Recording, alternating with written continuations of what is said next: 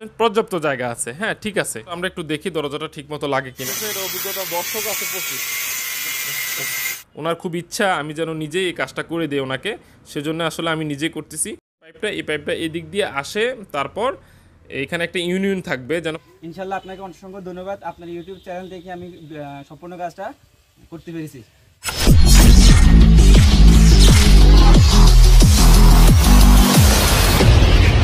এখানে ডোরব্যান হবে, হ্যাঁ, যেন পরবর্তীতে পাইপে জাম লাগলে যেন পরিষ্কার করা যায়। হ্যালো ভিউয়ার্স, আশা করি সবাই ভালো আছেন। আমাদের চ্যানেলের সাবস্ক্রাইবার নিয়মিত ভিডিও দেখে উনি কিছু কাজ কমপ্লিট করেছেন।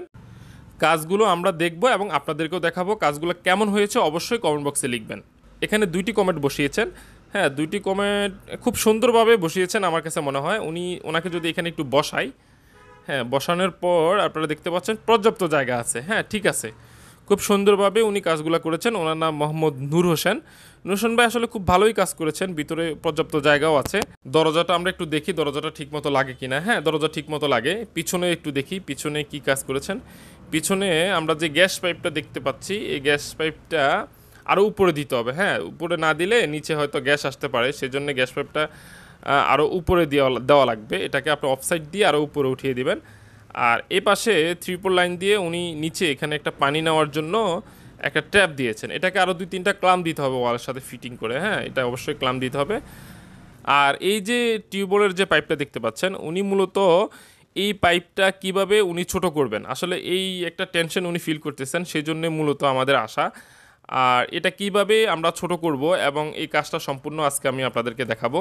এই পর্যন্ত ছোট করা লাগবে সেটা আমাকে দেখাচ্ছে। আর এখানে কিছু ফিটিংস আছে, জিআই ফিটিংস। আর এই কলের মধ্যে কিন্তু সবসময় জিআই ফিটিংসই ব্যবহার করা লাগবে, এখানে প্লাস্টিক ফিটিংস হবে না। হয়তোবা কখনো চাপকল বসাতে পারে, সেই জন্য এই জায়গাতে অবশ্যই জিআই ফিটিংস ব্যবহার করা লাগবে। প্রথমে আমরা পাইপটা কেটে নিচ্ছি, যেখানে প্লাস্টিক পাইপ আছে সেই জায়গাটা আমরা কেটে নেই। এরপর আমরা মাপ দিয়ে যে পর্যন্ত প্রয়োজন সে পর্যন্ত আমরা রাখবো, বাকিটা আমরা জিআই পাইপটা কেটে দিব।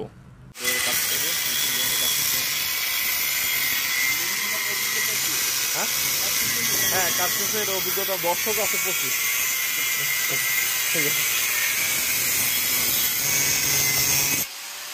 যেন পাইপ কাটার পর পাইপের উপরে যেন রং না থাকে বা জং না থাকে, সেজন্য পাইপটাকে ভালো করে একটু ঘষে দেওয়া লাগবে। আমরা ছোট একটা পিভিসি পাইপ নিলাম। পিভিসি পাইপের এক পাশে সকেট আগেই করে নিয়েছি, বাকি অংশটা আগুনে হিট দিয়ে যে এই পাইপের মধ্যে ফিটিং করব। এই কাজটা আমি নিজেই করতেছি।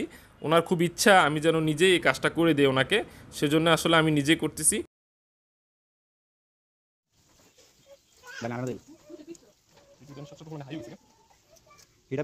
এরপর আমরা মূল পাইপের সাথে ফিটিং করে দিচ্ছি। দেখেন, গামটা একটু বেশি করে দিবেন। হ্যাঁ, গাম কিন্তু এখানে কম দেওয়া যাবে না।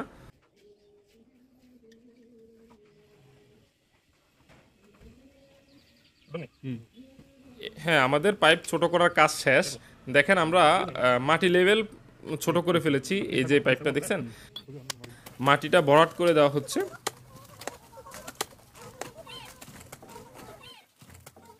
আমরা ওনাকে দেখিয়ে দিচ্ছি কিভাবে উনি বাকি কাজটা সম্পূর্ণ করবেন। প্রথমে এখানে একটা টি দিবেন, ওই পাশে টিউবওয়েল যাবে সেজন্যে।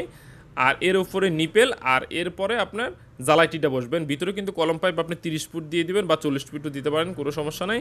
উপরে প্লাগটা থাকবে। আর এই যে মোটরের যে পাইপটা, এই পাইপটা এদিক দিয়ে আসে, তারপর এইখানে একটা ইউনিয়ন থাকবে যেন পরবর্তীতে খোলা যায় বা স্যাক বাল্ব উঠানো যায়, সেই জন্যই কিন্তু আসলে ইউনিয়নটা দেওয়া। আর ওই পাশে তো টিউবওয়েল থাকবেই। তো আশা করি উনি পরবর্তী কাজটা সম্পন্ন করতে পারবেন। ইনশাআল্লাহ আমার আর কোনো সমস্যা নাই, আমি আলহামদুলিল্লাহ ওই দিদি কমপ্লিট করতে পারবো। নূর হোসেন ভাইয়ের জন্য শুভকামনা। আমাদের ভিডিও দেখে আপনাদের যদি বিন্দু পরিমাণে উপকার হয়ে থাকে, এটা আমাদের প্রাপ্তি। আবার দেখা হবে কোনো পরবর্তী ভিডিওতে। সে পর্যন্ত সবাই ভালো থাকবেন। আল্লাহ হাফেজ।